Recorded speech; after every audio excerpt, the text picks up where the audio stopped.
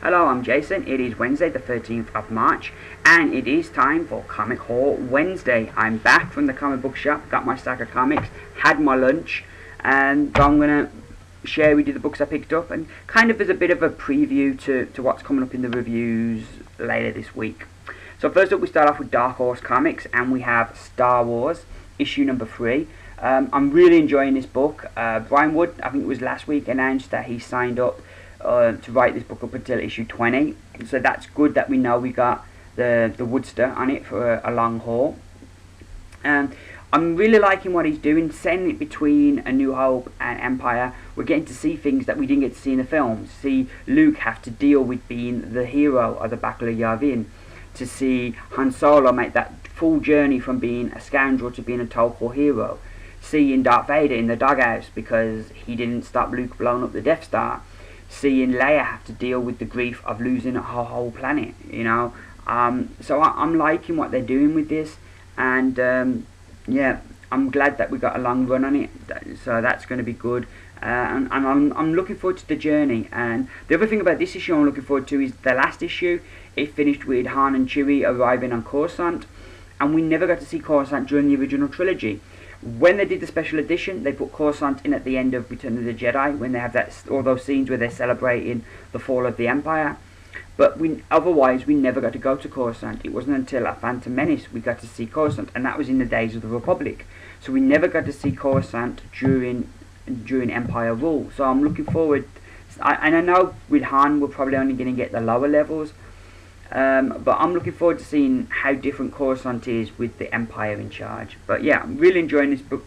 Really recommend if you're a Star Wars fan and maybe you've just never really been into the books and the comics. This is definitely one worth trying out, and I'm really enjoying it. Next up from DC, only one from DC this week, and it is Batman issue 18, Requiem. Sort of dealing with the loss of Robin. I really love that cover. It is simple yet elegant, and really, you know, gets it across nicely. I really do like that cover.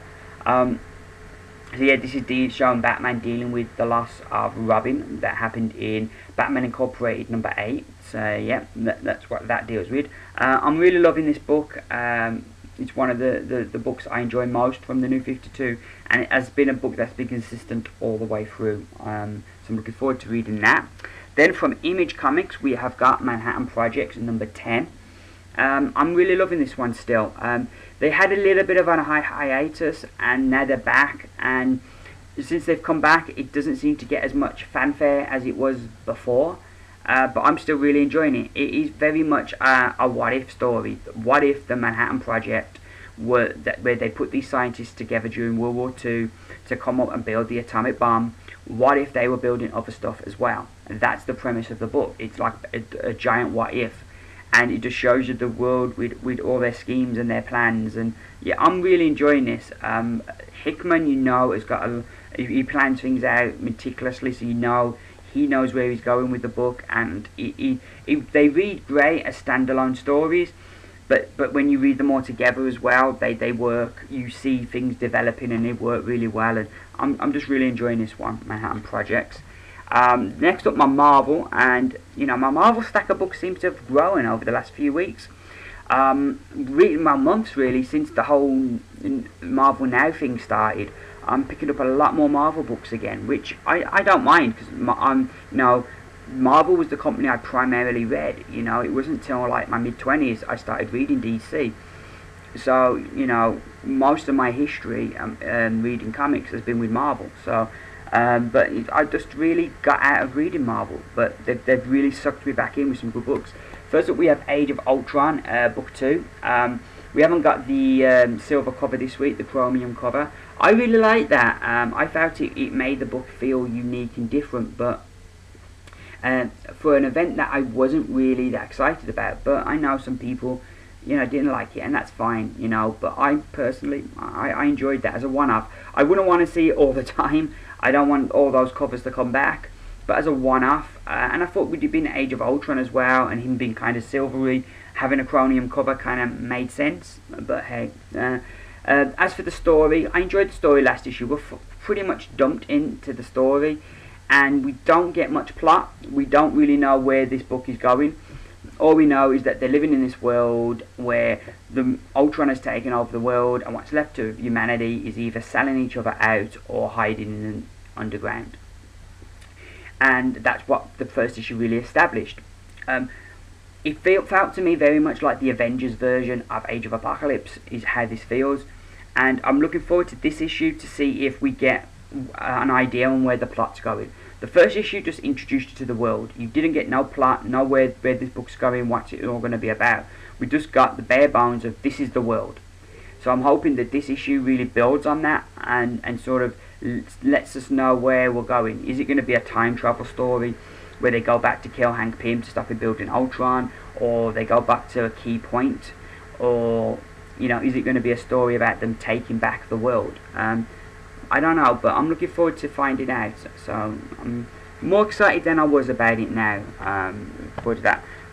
Next up we have Fantastic Four issue number 5. This is one of the books that I'm enjoying it. It's good, but it's not wowing me. It's not a book that I every month I go, oh, I can't wait to get Fantastic Four. And easily out of the 3 Matt Fraction books that I'm reading, it is the weakest one. However, there are strengths to the book. I'm enjoying Mark Bagley's art. I like the way Fraction writes the characters. He gets them pitch perfect. And I'm hoping that the story's going to build and it's all going to come together and it's just going to click and you're going to be like, wow. I'm hoping that that's going to happen soon. It is one of the books that, because there's books coming out in June that I really want to get, so I've got to cut some books to make room. And it is one of the books that I'm looking at and I'm thinking, if I cut that book in June, so it's got a few more months to keep me going. I'm not going to drop it straight away because I like how he's writing the characters, but I really want something to start happening in this, and hopefully this is going to be the issue, because last issue Reed told Sue the real reason why they're on this 1-year mission. So now that she knows, hopefully that's going to drive the story forward quicker, and we're going to get into the good stuff. But yeah, so I'm hoping this is going to get better. And the book I picked up for the first time today was The Fearless Defenders, issue number 2. I didn't get issue 1. I did pick it up on eBay and waiting for it to arrive cheap. So I thought I'd pick up issue 2 as well, because it come out today. Just to see what it's like. I heard mixed things about the first one. Well, I think probably more positive than negative. I heard quite a few people said they were shocked how much they enjoyed it. So I thought, you know what, I'll give it a whirl. I'll give it a try. I know Valkyrie and I know Danny Moonstar, but I don't really know Misty Knight, so I'm interested to find out a bit more about her. And yeah, just see what I think of it. The only thing I've read of Cullen Bunn's all the way through was his run on Wolverine. I really enjoyed the story he done in that book with Dr. Rat. I did like that one. And I read the first issue of Daredevil vs. the Marvel Universe, which was also was a good book. So I'm hoping, yeah, this is going to be good. So looking forward to reading that. Next up, I bought some back issues of a book that I dropped because I wasn't enjoying the art. It was just really spoiling the book for me, and the story wasn't as good as I thought it could be, so I dropped it, even though it was one of my favourite characters. Recently though, I've heard people saying that it's got better, particularly Dr. Monkeybot. He said the last couple of issues, the story's picked up to where the art isn't so noticeable because you're enjoying the story. So I thought, you know what, I'll go back by the last 2 issues. But then I got to my comic book shop and they had the 2 issues that I hadn't got as well. So I ended up buying 4 issues of it. So, and that book is Iron Man. So yeah, I picked up issue number 4. Issue number 5, which I do like that cover. Then we've got issue number 6, which is the start of the God Killer storyline, and issue number 7, which came out last week. And I think issue 8 comes out next week. So if I enjoy it, I may pick up issue 8 as well. So yeah, like I say, Greg Land's art was putting me off, and you know, I don't think he's a bad artist. I think when it comes to the action scenes with heroes in suits, heroes and villains in suits, and no faces involved, I thought his art was quite good. Where I think his art falls down is when it comes to drawing people. Like, yeah, he draws them a million times better than I could, but he just draws the same person over and over, and there's no, it's difficult to keep track of which character's which, you know. So yeah, but I've heard that the story's picked up really well, so I thought, you know, I'm going to give it another go. So hopefully I'll enjoy this, because I really want to read an Iron Man book, because he is one of my favourite characters. And I know it's like the easy thing to say, oh yeah, the film's out, so yeah. But no, I like, as a kid, one of the books that I picked up regularly was Iron Man. Through the whole armor wars and the whole him coming back with the Centurion armor, I read all those issues when I was a kid, and so yeah, Iron Man was a character I followed, and so always I've always enjoyed reading the book. So I want it to be good, because you know, I want to pick up an Iron Man book. So hopefully it's improved, because I do like Kieran Gillen as a writer. So hopefully this is improved. Next up, moving on, we have issue 6 of Thor: God of Thunder. This has been brilliant for me. This has been one of the best books out of the whole Marvel Now Ranger books, and certainly one worth checking out. Marvel are pretty quick at bringing their trades out, so they should have the trade of the first 5 issues out soon. If you've missed the boat on that, pick up the trade. You will not regret it. It has been a fantastic story. This issue we get a bit more into the Gore, the God Butcher, a bit more of his origin, and we have a different artist. You can see his name there. So I'm interested to see, you know, skimming through it, his art is a lot different to Esad Ribbich's art, so it's going to be interesting. But at least I like that the first story arc you had one artist, and then the next story arc kicks in and we have a different artist. I like that. It gives each kind of like each chapter a different feel. So yeah, I like that way of doing things, rather than changing a couple of issues. So you on one arc you might have 2 or 3 different artists. I like having the one consistent artist for the arc. I think that's a good idea and a good way that they're doing it, and this definitely is a book worth checking out. And finally, another Jason Aaron book. It is Wolverine and the X-Men, and we have Wolverine's brother Doug coming into it. I'm still enjoying this book. I didn't understand why the Savage Land. I'm sure Wolverine, I knew what Wolverine was trying to do with the kids, put them somewhere where they're in danger to make them, you know, come together. But I just feel there would have been better places they could have done it than the Savage Land. But I'm enjoying the book still. I'm hoping that we're gonna get a bit more explanation to Doug is. I read Wolverine Origin, so I can remember the character. But there's a lot of people that didn't read that book and will be like, well, who's Doug? So I hope that they're gonna, and I'm sure they will, that they'll explain it a bit more this issue, who he is. But yeah, another good book. Still enjoying that.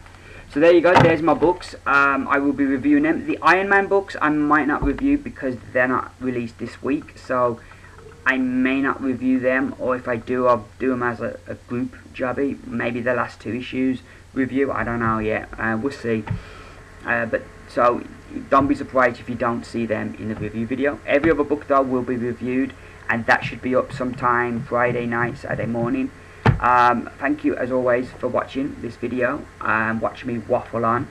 Thank you to all the new subscribers I've had. I've had quite a few over the last few weeks since I got the shout out from Sleepy Reader. So thank you to Sleepy Reader, and thank you to all my new subscribers. It's always great knowing more people are watching your videos. And if you're new, please click on the like button if you like this video. And you know, somewhere around here, I'm not sure if it's up there or down there, but somewhere there'll be a subscribe button. Hit that if you liked this video, and you know, you'll get to know every time then when I do a video, it'll come up in your feed.